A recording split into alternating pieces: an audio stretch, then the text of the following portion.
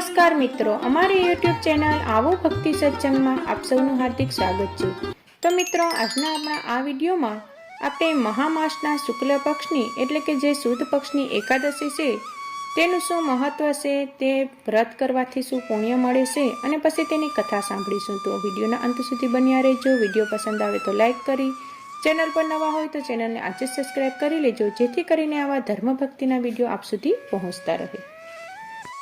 તો મિત્રો, ભારતના ઋષિ મુનિઓએ ભારતીય સંસ્કૃતિને ઉંચી લાવવામાં મહત્વનો ભાગ ભજવ્યો છે। તેઓએ પાપ પુણ્યનો, સ્વર્ગ નર્ક આદિનો વિચાર પ્રસાદિત કરી મનુષ્યને સારા માર્ગે ચાલવા, સારા કર્મો કરવા, જપ તપ વ્રત ઉપવાસ કરવા સૂચન કર્યું છે, જેમાં એકાદશીના વ્રતનું મહાત્મ્ય ખૂબ જ મોટું છે। એકાદશી એટલે 11।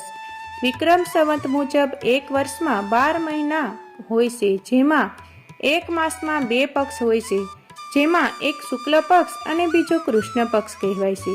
બંને પક્ષમાં આવતી 11મી તિથિને 11 અથવા એકાદશી કહેવાય છે। એક વર્ષ દરમિયાન કુલ 24 એકાદશી આવે છે। તે ઉપરાંત દર વર્ષે 3 વર્ષ આવતા અધિક માસની 2 એકાદશી મળીને કુલ 24 એકાદશી હોય છે। એકાદશીના વ્રતમાં ઉપવાસ કરવો જરૂરી છે। બને ત્યાં સુધી ઉપવાસમાં ફક્ત ફરાહાર કરવો જોઈએ। જુદી જુદી ફરારી વાનગીઓ બનાવીને આહારમાં લેવી ન જોઈએ। પુરાણોમાં જણાવવામાં આવ્યું છે કે દિવસમાં એક વખત ભોજન લઈને એકાદશીનું વ્રત કરનારને એક ભવના પાપનો નાશ પામે છે। હકીકતમાં નિરાહારથી ફરાહાર ઉત્તમ છે, તેમજ એકાદશીનું વ્રત આ લોક કે પરલોકમાં સુખ આપનારું છે। દરેક મહિનાની દરેક એકાદશીની કથા વાર્તાઓ તથા તેનું અલગ અલગ મહત્વ દર્શાવવામાં આવ્યું છે। એકાદશીના વ્રતમાં ભગવાન વિષ્ણુ માટે વ્રત રાખવા અને તેમની પૂજા કરવાનો નિયમ છે। કહેવાય છે કે જે વ્યક્તિ એકાદશીનું વ્રત કરે છે તેને હજારો બ્રાહ્મણોને ખવડાવવાના સમાન ફળ મળે છે અને પાપોમાંથી પણ મુક્તિ મળે છે। હવે મિત્રો, આપણે મહામાસના શુક્લ પક્ષની એટલે કે સુદ પક્ષની જે જયા એકાદશી છે તેની કથા સાંભળીશું। શ્રી કૃષ્ણ ભગવાન બોલ્યા, હે રાજન, માઘ માસની શુક્લ પક્ષની એકાદશીનું નામ જયા છે। આ એકાદશીના વ્રતથી મનુષ્ય ભૂત પ્રેત પિશાચ આદિની યોનિમાંથી છૂટી જાય છે। તેથી આ એકાદશીનું વ્રત વિધિપૂર્વક કરવું જોઈએ। હે રાજન, આ અંગે હું એક પૌરાણિક કથા કહું છું, તે તમે સાંભળો। એક સમયે ઇન્દ્ર સ્વર્ગલોકમાં રાજ્ય કરતા હતા।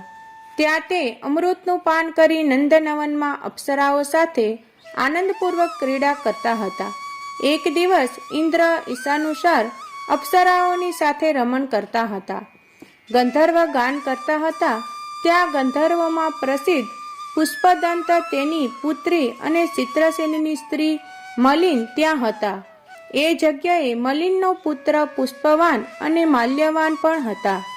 એ સમયે પુષ્પવતી નામની ગંધર્વ છોકરી માલ્યવાનને જોઈને તેના પર મોહિત થઈ અને કામબાણથી સલાયમાન થવા લાગી।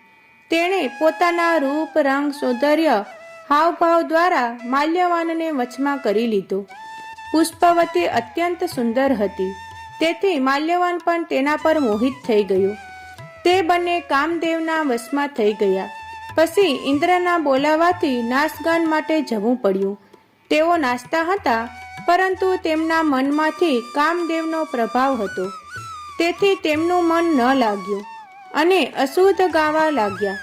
એમની ભાવ ભંગીમાઓને જોઈને ઇન્દ્ર એમના પ્રેમને સમજી ગયા અને એમને શાપ આપી દીધો કે મારી આજ્ઞાનું ઉલ્લંઘન કરનાર મૂર્ખો, તમે મારું અપમાન કર્યું છે, તેથી પિશાચનું રૂપ ધારણ કરો અને પોતાનું કર્મફળ ભોગવો।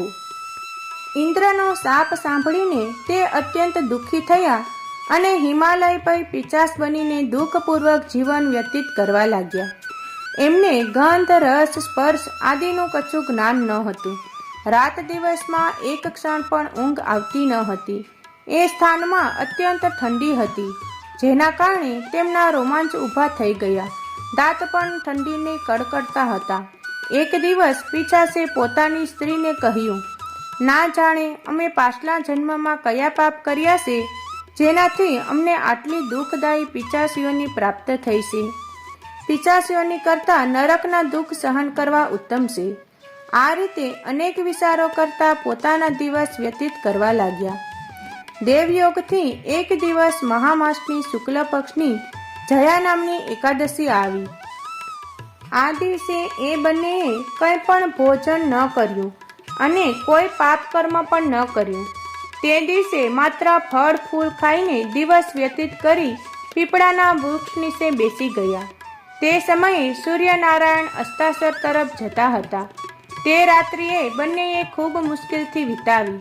બીજા દિવસે સવારે જ ભગવાનના પ્રભાવથી એમનો દેહ છૂટી ગયો અને અત્યંત સુંદર અપ્સરા અને ગંધર્વનો દેહ ધારણ કરીને તથા સુંદર વસ્ત્રો તથા આભૂષણોથી અલંકૃત થઈને સ્વર્ગલોક ચાલ્યા ગયા. એ સમયે આકાશમાં દેવગણ તથા ગાંધર્વ એમની સ્તુતિ કરવા લાગ્યા. સ્વર્ગલોકમાં જઈને એ બંનેએ દેવરાજ ઇન્દ્રને પ્રણામ કર્યા. ઇન્દ્રને પણ એમને પહેલાના રૂપમાં જોઈને મહાન આશ્ચર્ય થયું. તે એમને પૂછવા લાગ્યા કે તમને તમારા પિશાચીઓનીથી કેવી રીતે છુટકારો મળ્યો? ત્યારે માલ્યવાન બોલ્યો કે હે દેવેન્દ્ર, ભગવાન વિષ્ણુના પુણ્યથી અમારી પિશાચીઓની છૂટી ગઈ છે. ઇન્દ્ર બોલ્યા, હે માલ્યવાન, એકાદશી વ્રત કરવાથી તથા વિષ્ણુના પ્રભાવથી તમે લોકો પિશાચીઓને છોડીને પવિત્ર થઈ ગયા અને અમારા લોકોના પણ વંદનીય થઈ ગયા છો. કારણ કે શિવ અને વિષ્ણુ ભક્ત અમારા લોકો માટે વંદના કરવા યોગ્ય છે. તેથી તમે લોકો ધન્ય છો, ધન્ય છો. હવે તમે પુષ્પવતીની સાથે જઈને વિહાર કરો. હે યુધિષ્ઠિર, આ જયા એકાદશીના વ્રતના પ્રભાવથી સમસ્ત યોનિ નષ્ટ થઈ જાય છે. જે મનુષ્ય આ એકાદશીનું વ્રત કરે છે તેણે જાણે બધા તપ યજ્ઞ દાન કર્યા હોય તેવું સમજવું. તો મિત્રો, આ વિડીયોમાં આપણે મહામાસના શુક્લ પક્ષની જયા એકાદશીની કથા સાંભળી. વિડીયો પસંદ આવ્યો હોય તો કોમેન્ટમાં જય શ્રી કૃષ્ણ જરૂર લખજો. હવે નવા વિડીયો સાથે મળીશું. ત્યાં સુધી સૌને જય સિયારામ, જય શ્રી કૃષ્ણ.